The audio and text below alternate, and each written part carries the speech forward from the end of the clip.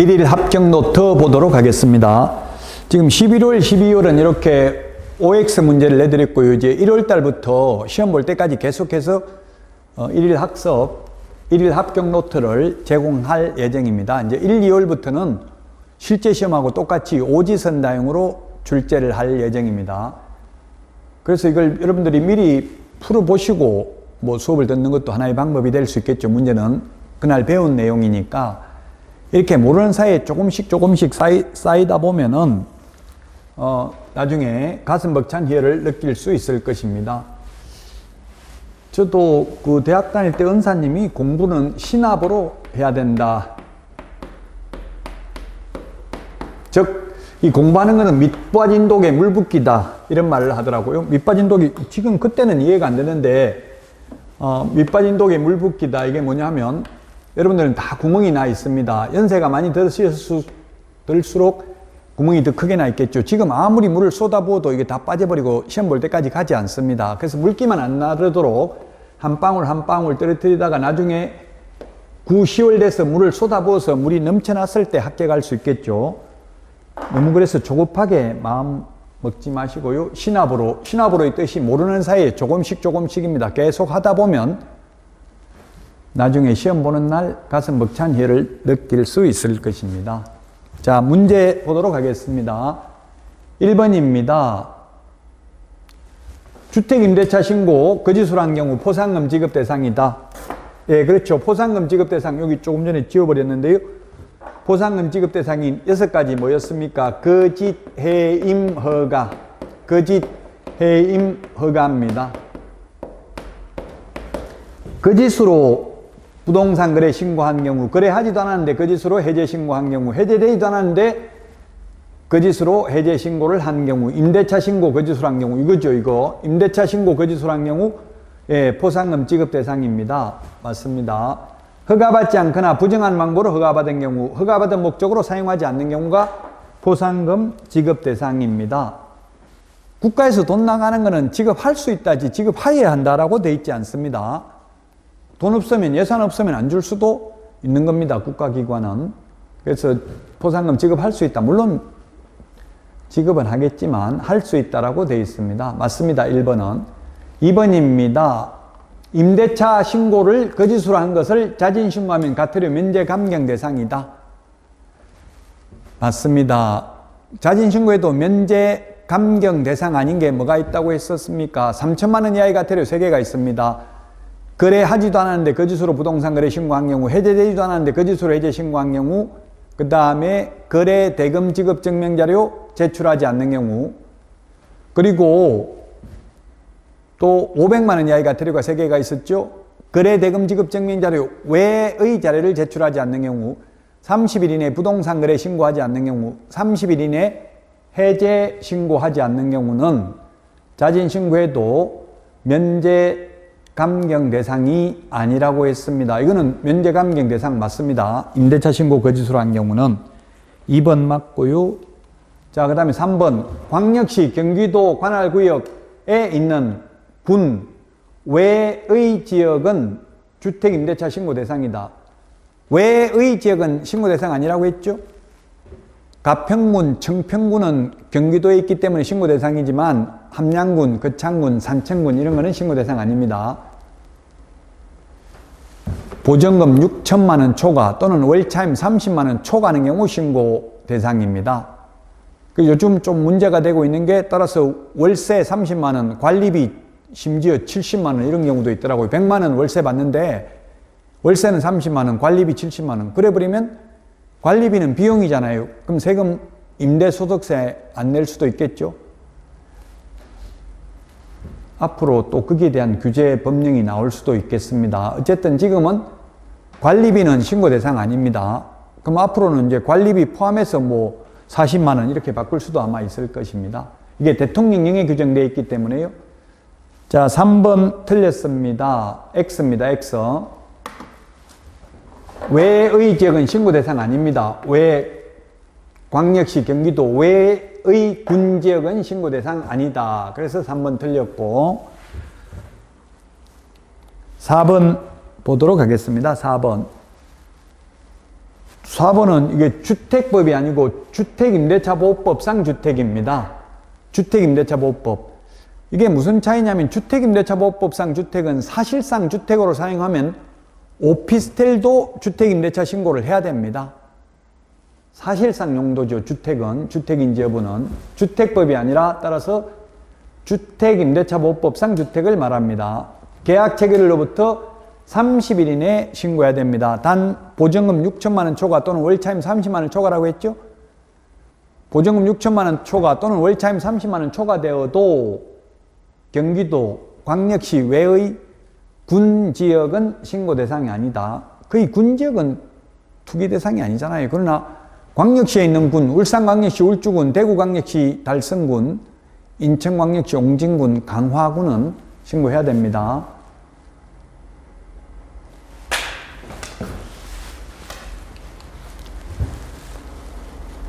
자, 5번 또 틀렸네요. 30일이라고 했죠? 30일. 부동산 거래 신고 계약일로부터 30일, 해제 신고, 해제 등이 확정된 날로부터 30일, 주택임대차 신고도 계약일로부터 30일 이내에 신고해야 됩니다. 단 외국인 특례에 의해서 교환계약이나 증여계약은 60일 이내 신고죠. 외국인 특례에서는. 5번도 X고요. 6번입니다. 6번. 해제 등이 확정된 날로부터 30일 이내에 신고해야 됩니다. 맞습니다. 부동산 거래 신고, 해제 신고, 주택임대차 신고 모두 30일 이내에 신고해야 됩니다. 30일 이내에. 30일 이내에 신고해야 되고요. 30일 이내에 신고 안 한 거래 당사자는 500만 원 이하의 과태료입니다. 해제 신고 의무는 거래 당사자에게만 있습니다. 국가 등이 일방 당사자라도 국가 등이 할 의무는 없고요. 할 수 있습니다. 중개거래인 경우 개업공개사가 해제 신고할 수는 있습니다. 안 하더라도 개업공개사가 처벌받지는 않습니다. 왜냐하면 무효 취소 해제 이거는 몇 년이 지나서 될 수도 있습니다. 판결에 의해서 무효 소송, 취소 소송을 해가지고 3년 후에 취소될 수도 있죠. 그럼 개업공개사가 남의 계약을 3년 동안 관리할 수는 없잖아요. 그래서 해제 신고는 거래 당사자에게만 있다. 부동산 거래 신고는 중개거래면 개업공개사에게 있죠. 자, 다음은 7번 문제입니다. 7번 문제. 부동산 거래 계약 체결하지 아니하였거나 계약이 해제 등이 되지 아니하였음에도 불구하고 거짓으로 신고하면 포상금 지급 대상이다. 예, 그렇네요. 거래하지도 않았는데 거짓으로 신고한 경우, 해제되지도 않았는데 거짓으로 해제 신고하면 포상금 지급 대상 맞습니다. 거짓 신고한 경우, 그 다음에 임대차 신고 거짓으로 한 경우, 허가받지 않거나 부정한 방법으로 허가받은 경우, 허가받은 목적으로 사용하지 않는 경우 포상금 지급할 수 있습니다. 5입니다. 5. 7번에 5입니다. 8번 수도권, 광역시, 세종특별자치시에서 지분거래가 아닌 경우 3억 이상 토지를 취득하는 경우 자금조달 계획을 제출해야 된다. 3억이 아니고 1억이죠. 1억. 3억 X. 1억 이상입니다. 1억 이상입니다. 지분거래인 경우에는 수도권, 광역시, 세종특별자치시는 지분거래인 경우 거래 금액과 상관없이 토지 취득 자금 조달 계획서를 제출해야 됩니다. 그래서 제가 어디다 투자해야 된다고 했어요? 주택이나 토지에 투자를 해야 됩니다. 지금 규제를 하고 있잖아요. 그러면 생활형 숙박시설, 오피스텔, 상가의 경우에는 이런 거 자금 조달 계획 제출이 없잖아요. 그만큼 돈이 안 되니까 규제를 안 하는 거고요. 토지나 주택이 지금 자꾸 올라가고 있으니까 이렇게 규제를 합니다. 물론 뭐 지금 주택이 올라가는 건 아니지만 옛날에 이 법을 만들 당시를 기준으로 말씀드리는 겁니다.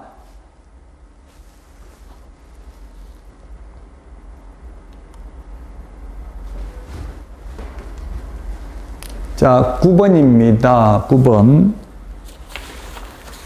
9번인데요. 계약 체결하지 아니하였음에도 불구하고 거짓으로 신고한 경우는 3천만 원 이하의 과태료입니다. 3천만 원 이하의 과태료.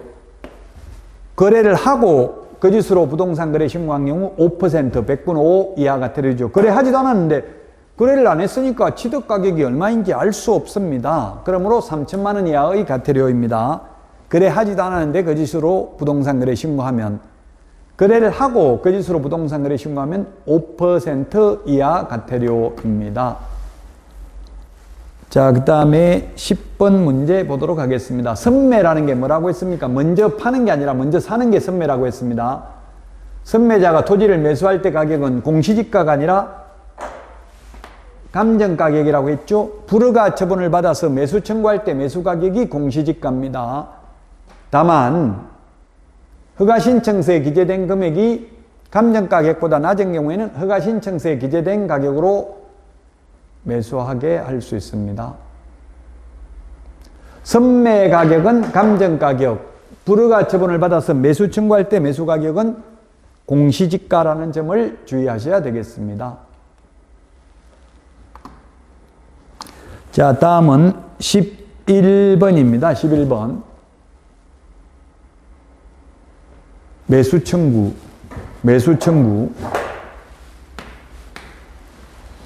2개월이 아니고 1개월입니다. 1개월이 5번 나옵니다. 매수 청구. 허가. 매수 청구 1개월이네. 허가 또는 불허가 처분에 대한 이의신청입니다. 처분에 대한 허가 또는 불허가 처분에 대한 이의신청.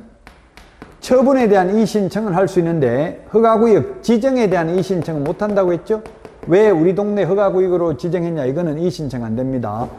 허가 또는 불허가 처분에 대한 이의신청 1개월이네. 그 다음에 선매자 지정 통지 1개월이네고요. 그 다음에 선매협의 완료